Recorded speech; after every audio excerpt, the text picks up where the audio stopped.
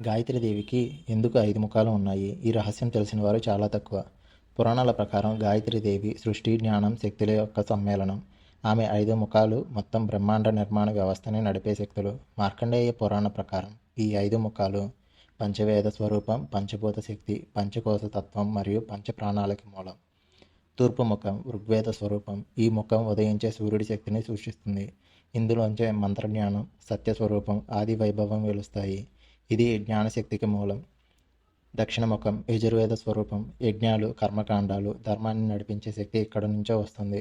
ఇది కర్మశక్తి మరియు ధర్మన్యాయానికి ప్రతీక. పశ్చిమ ముఖం సామవేద స్వరూపం. సంగీతం, నాదబ్రహ్మం, ప్రకృతి స్పందన. ఇది భావశక్తి మరియు ఆనందశక్తికి ప్రతీక.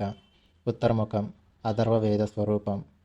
రహస్య శాస్త్రాలు, మంత్రాలు, తంత్రాలు, వైద్యం, రక్షణలకు సంబంధించిన నిగూఢ జ్ఞానం ఇక్కడ ఉంటుంది. ఇది రక్షణ శక్తి, ఐశ్వర్యశక్తికి ప్రతీక. మధ్యముఖం పరబ్రహ్మ జ్ఞానతత్వం. ఇది అత్యంత గొప్పది, వేదాలకు పుట్టిన మూల కేంద్రం. ఇది ఓంకార మూలశక్తి, అన్ని వైపుల విశ్వాన్ని స్థిరంగా నిలిపే చైతన్య శక్తిగా ఉంటుంది.